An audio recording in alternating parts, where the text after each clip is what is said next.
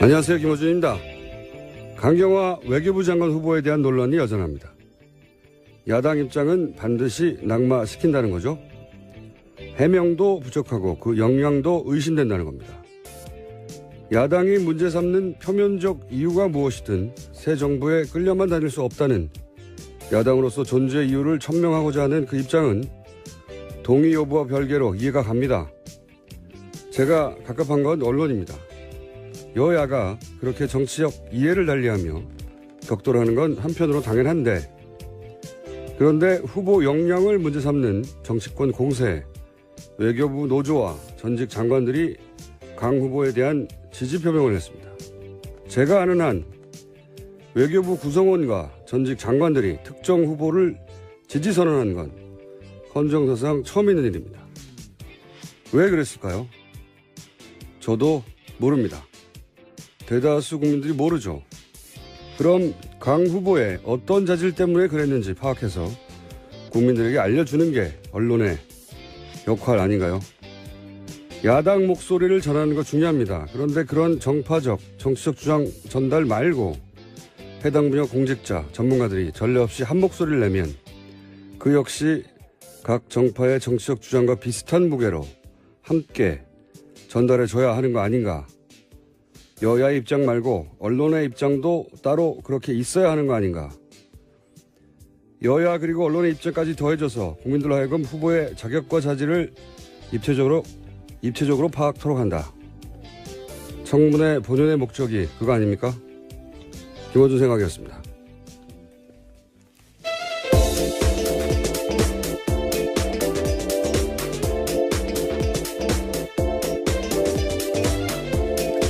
시사인의 김은지입니다. 양지열 변호사 어땠어요? 없어졌던 이름을 찾아줬습니다. 이알류라고요. 없어졌던 이름. 아, 이 코너의 제목이 뭐였는지. 네.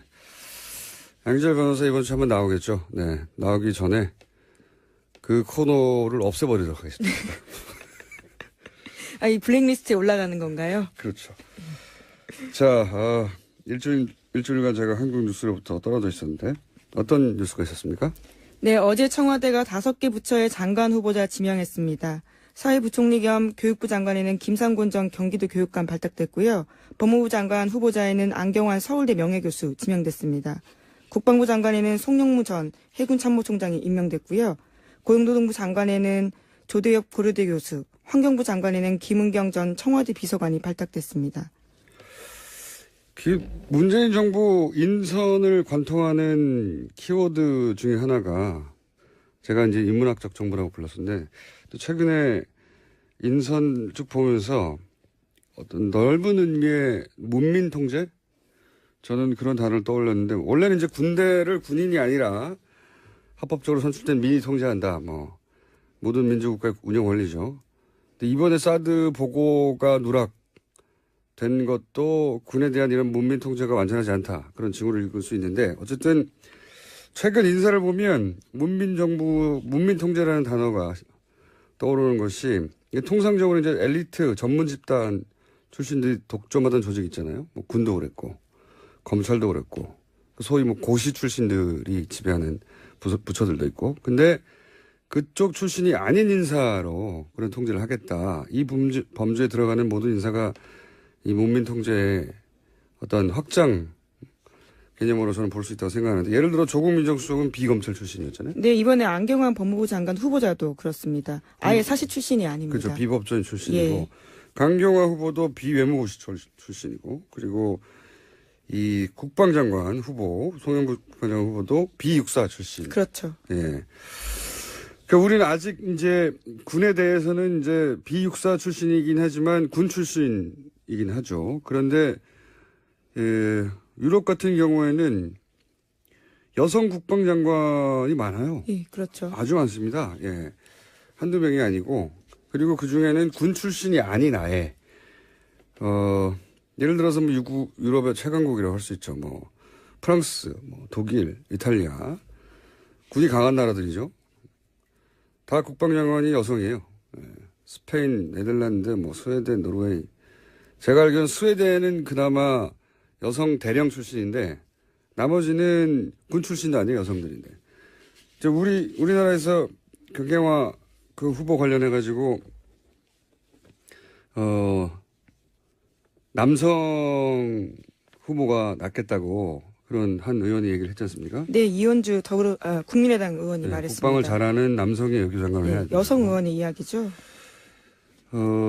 프랑스는 핵 보유국이에요. 그런데 국방장관이 여성입니다. 예.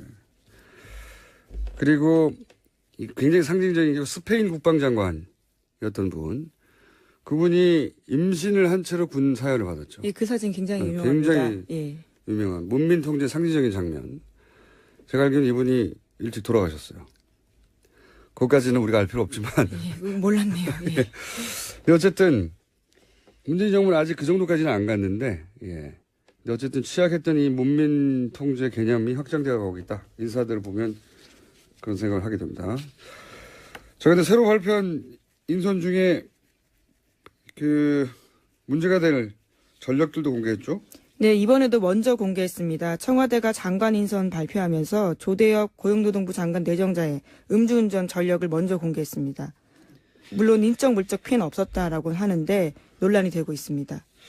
통상은 이제 뭐 위장 전입이다, 뭐 혹은 논문 표절, 뭐 자기 표절도 있고, 뭐 출처 표시가 제대로 없다 이런 거 또는 이제 부동산 그랬는데 인적 물적 피해가 없었다고 하더라도 이 음주운전 전략은 제가 보기엔 국민들의 정서가 굉장히 안 좋은 중요한 하자죠, 사실은.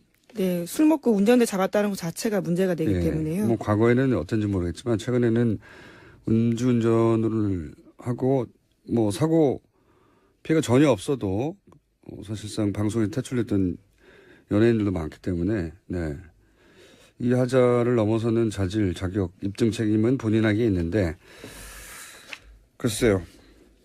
넘어갈 수 있을지 모르겠어요. 예, 분위기가. 자, 이런 하자가 먼저 공개됐습니다. 노동부 장관 후보자에게.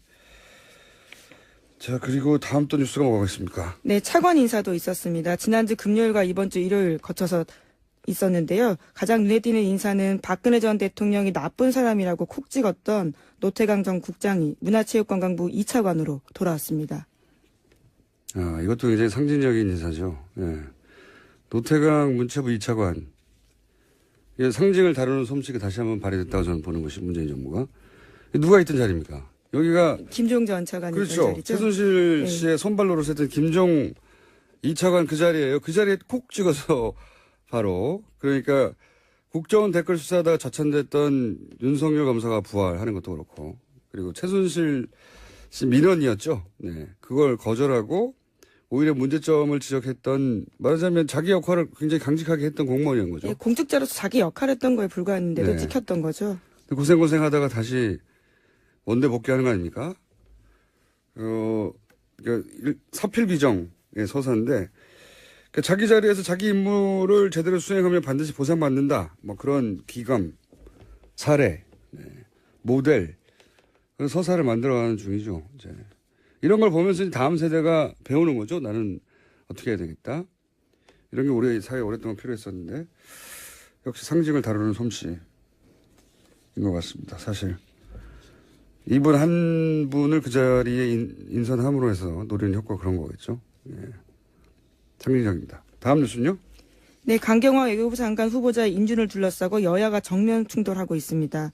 더불어민주당은 문재인 대통령의 오늘 국회 시정연설과 높은 국정 지지를 바탕으로 강경화 구하기를 시도하고 있습니다. 반면에 야당은 강 후보자 임명 강행시, 김희수 헌법재판소장 후보자의 국회 인준 투표는 물론이고 추가 경정 예산안과 정부조직법 개정안 처리에도 협조하지 않겠다고 맞서고 있습니다. 저는 이제 일주일 정도 다녀오면 이 문제는 일단락됐을 줄 알았더니 아직도 그 자리에 있네요. 예.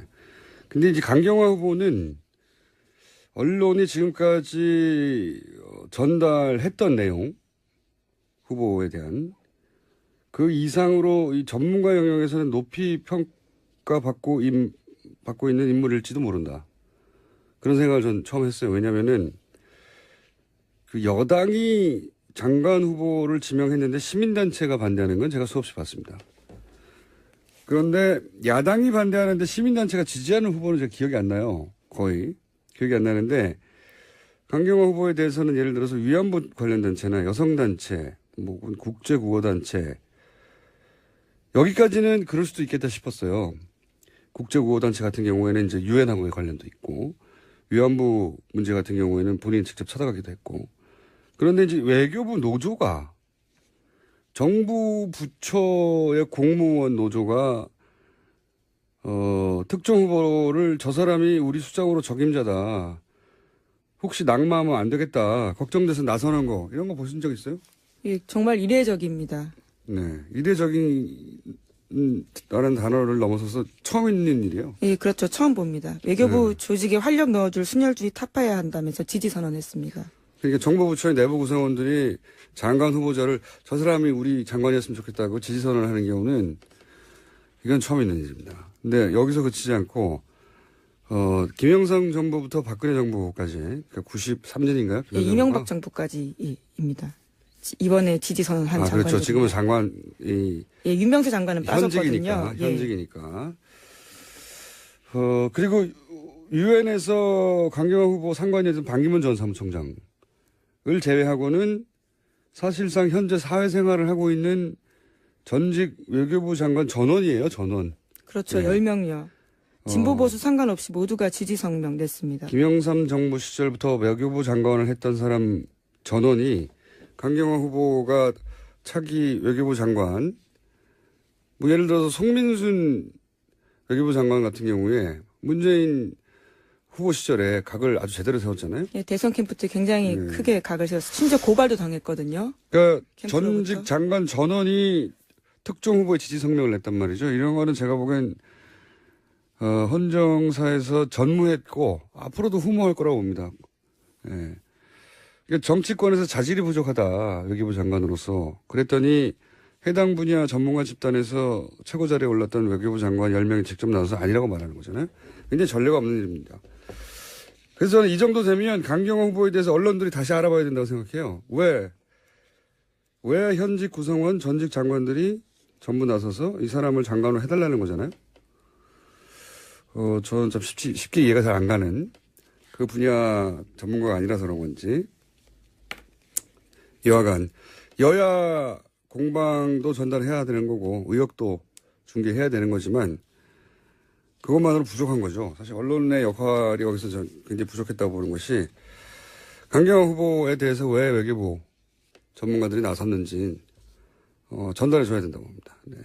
그걸 안 했다는 게 아쉬운 점이다. 언론의 직무유기였다. 저는 그렇게 생각이 들고. 예, 지난 10일에 있었던 일이기 때문에 또 앞으로도 나올 수 있을 거라고 봅니다. 네.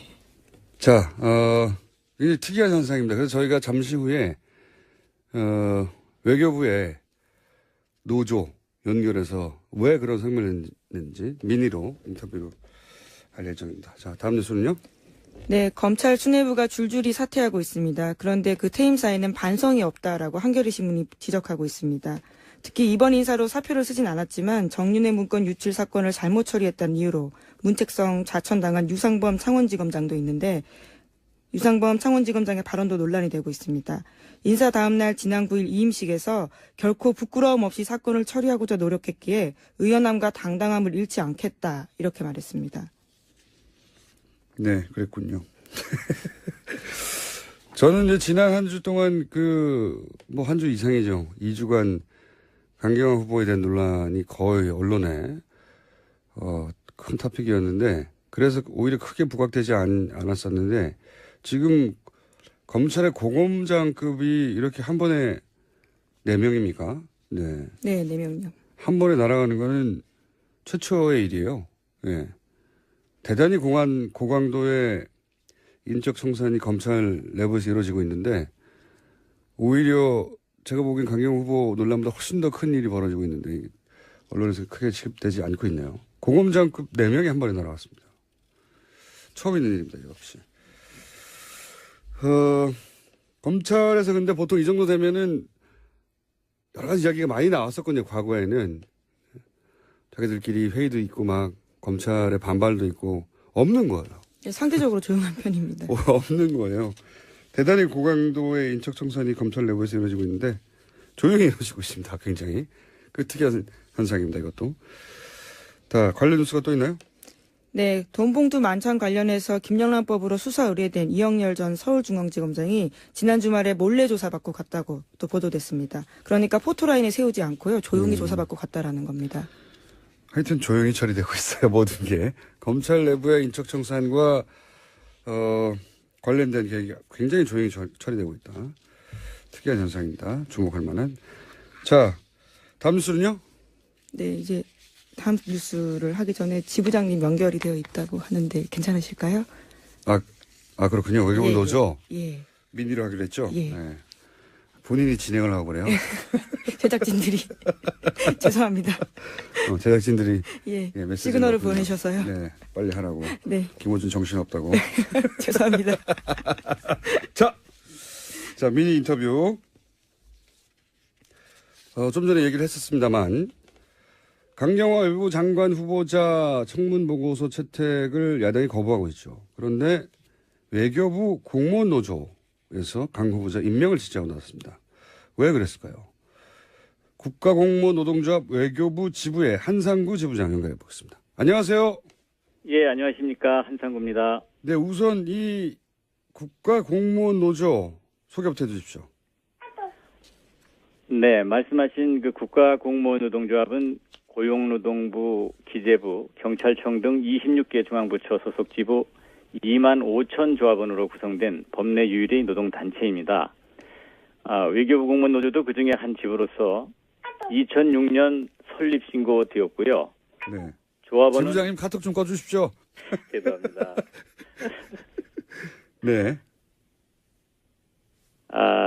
조합원은 외부 영사직과 일반직 전 직렬에 걸쳐서 한 240여 명 정도가 됩니다. 예. 참고로 이제 최상위 단체는 대한민국 공무원 노동조합 총연맹이며 조합원 수는 한 15만 정도 됩니다. 예.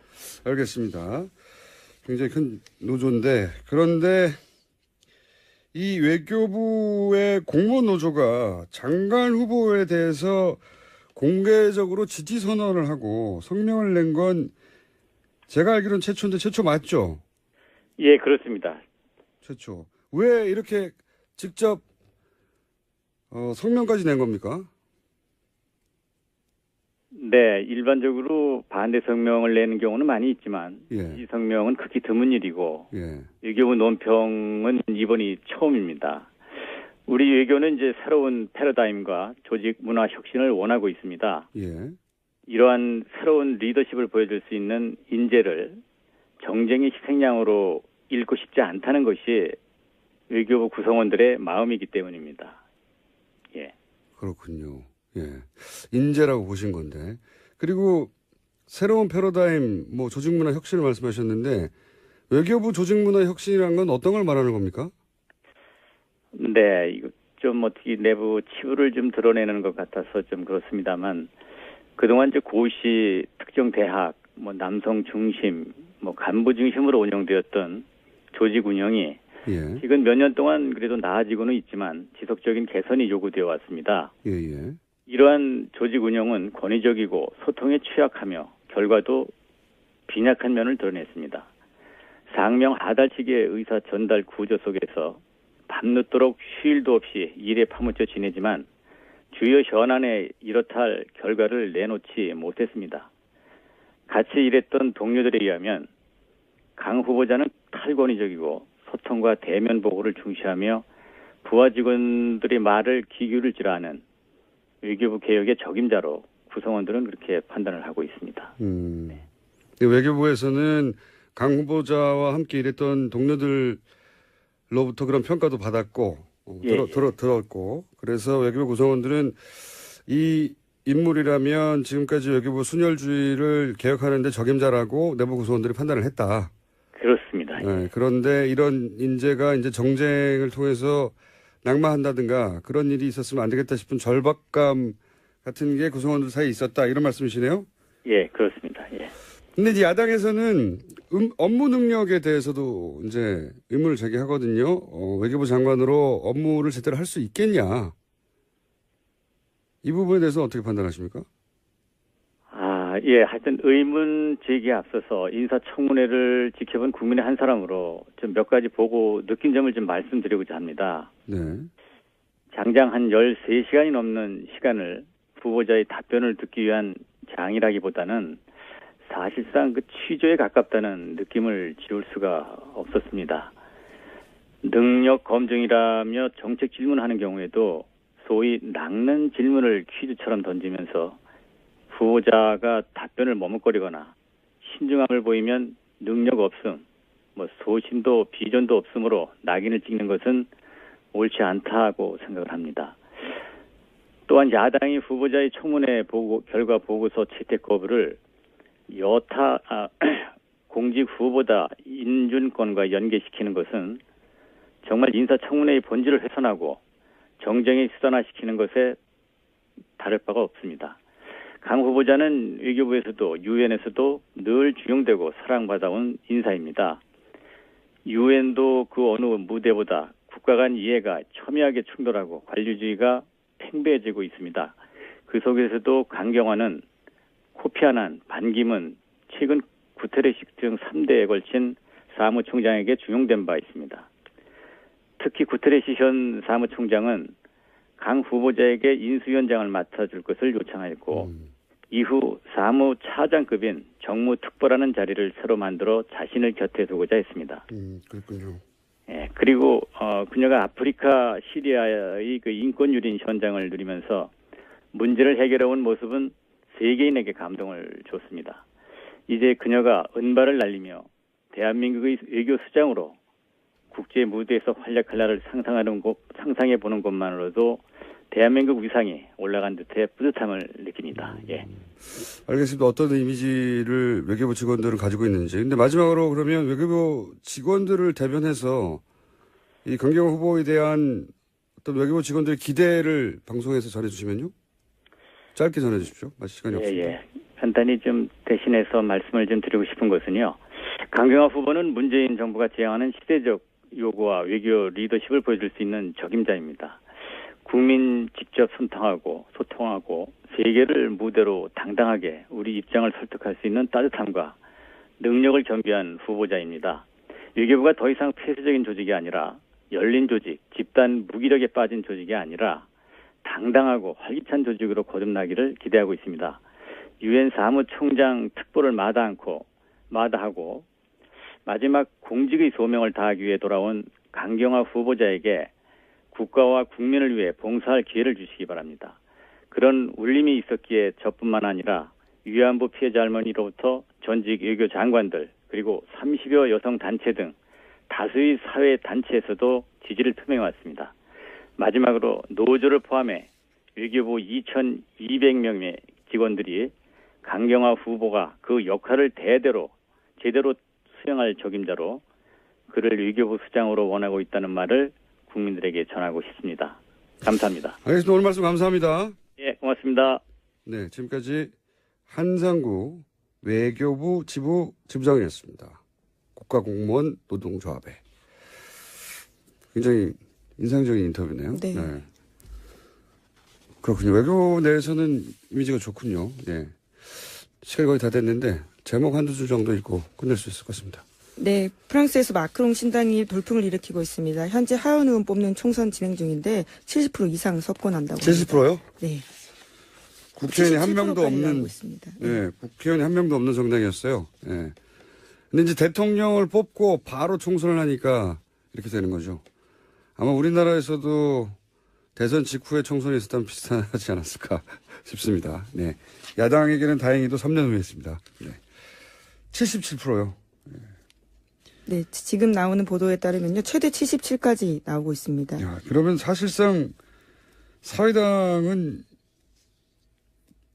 이게 10석, 20석, 30석 이 정도밖에 안 된다는 얘기예요. 예, 30석 이하로 그칠 것으로 보입니다. 양대 정당이었는데, 대단하네요. 제목 하나 정도 더 읽고 끝내죠. 네, 트럼프 대통령이요, 기밀 유출자라고 코미 전 국장에 대해서 반박하기 시작했습니다. 진실 게임이네요. 예. 이거 익숙한 프레임입니다. 기밀 유출자. 이거 우리 이미 거쳐간 길이거든요. 예. 한국에 연락 주십시오. 탄핵과 관련해서는. 네. 여기까지 하겠습니다. 시사인의 김은지였습니다. 감사합니다. 안녕하세요. 김호준입니다. 강경화 외교부 장관 후보에 대한 논란이 여전합니다. 야당 입장은 반드시 낙마시킨다는 거죠. 해명도 부족하고 그 역량도 의심된다는 겁니다. 야당이 문제 삼는 표면적 이유가 무엇이든 새 정부에 끌려만 다닐 수 없다는 야당으로서 존재 이유를 천명하고자 하는 그 입장은 동의 여부와 별개로 이해가 갑니다. 제가 갑갑한 건 언론입니다. 여야가 그렇게 정치적 이해를 달리하며 격돌하는 건 한편으로 당연한데, 그런데 후보 역량을 문제 삼는 정치권 공세, 외교부 노조와 전직 장관들이 강 후보에 대한 지지 표명을 했습니다. 제가 아는 한 외교부 구성원과 전직 장관들이 특정 후보를 지지 선언한 건 헌정사상 처음 있는 일입니다. 왜 그랬을까요? 저도 모릅니다. 대다수 국민들이 모르죠. 그럼 강 후보의 어떤 자질 때문에 그랬는지 파악해서 국민들에게 알려주는 게 언론의 역할 아닌가요?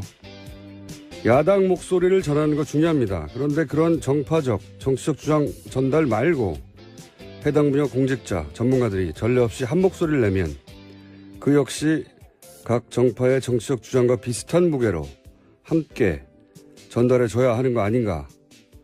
여야의 입장 말고 언론의 입장도 따로 그렇게 있어야 하는 거 아닌가. 여야 그리고 언론의 입장까지 더해져서 국민들로 하여금 후보의 자격과 자질을 입체적으로 파악토록 한다. 청문회 본연의 목적이 그거 아닙니까? 김어준 생각이었습니다.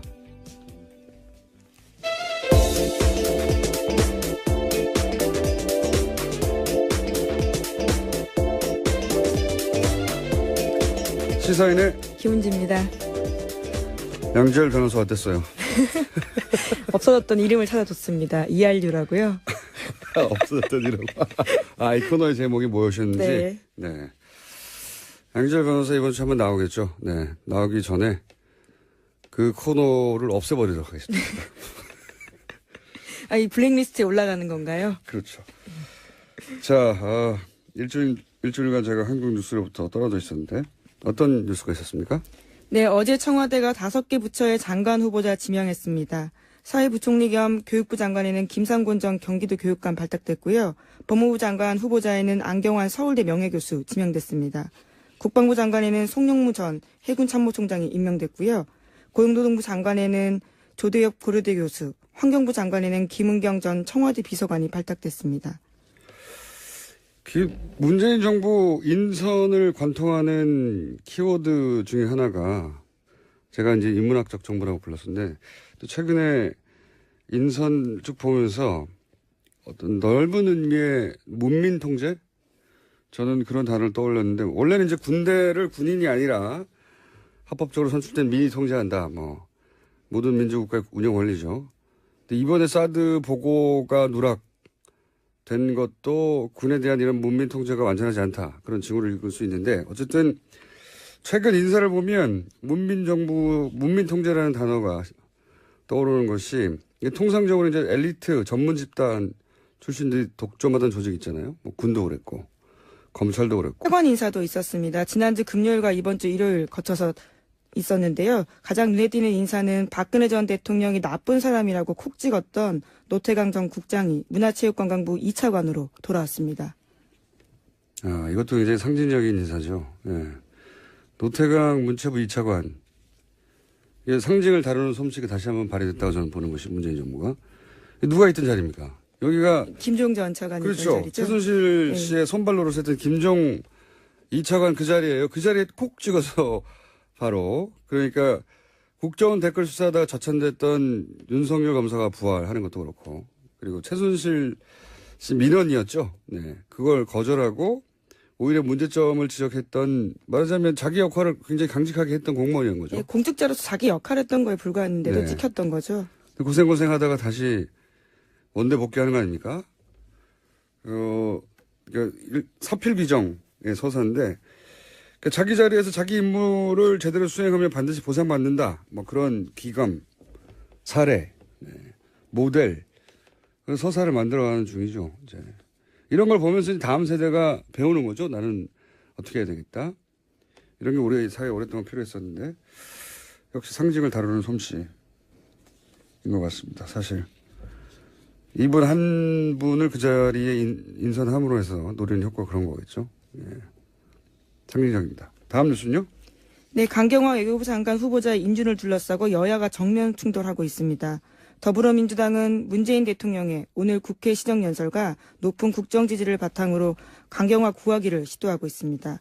반면에 야당은 강 후보자 임명 강행시, 김희수 헌법재판소장 후보, 소위 뭐 고시 출신들이 지배하는 부처들도 있고, 근데 그쪽 출신이 아닌 인사로 그런 통제를 하겠다. 이 범주에 들어가는 모든 인사가 이 문민 통제의 어떤 확장 개념으로 저는 볼 수 있다고 생각하는데, 예를 들어 조국 민정수석은 비검찰 출신이었잖아요. 네, 이번에 안경환 법무부 장관 후보자도 그렇습니다. 아예 사시 출신이 아닙니다. 그렇죠. 비법조인 출신이고, 예. 강경화 후보도 비외무고시 출신이고, 그리고 이 국방장관 후보, 송영구 국방장관 후보도 비육사 출신. 그렇죠. 예.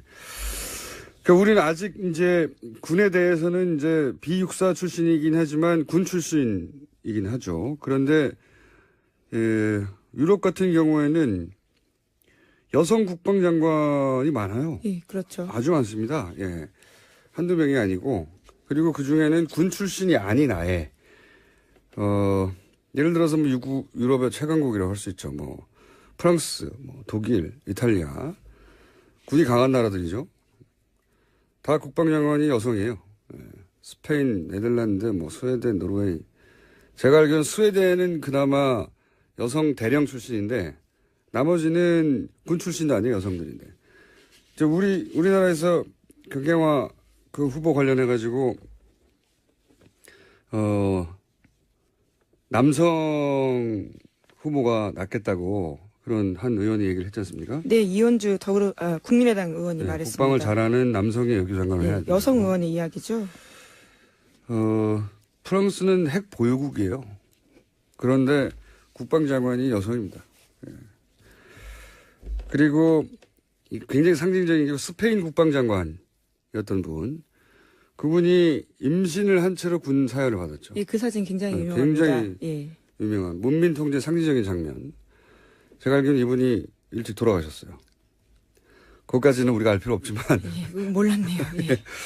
예. 어쨌든 문재인 정부는 아직 그 정도까지는 안 갔는데, 예.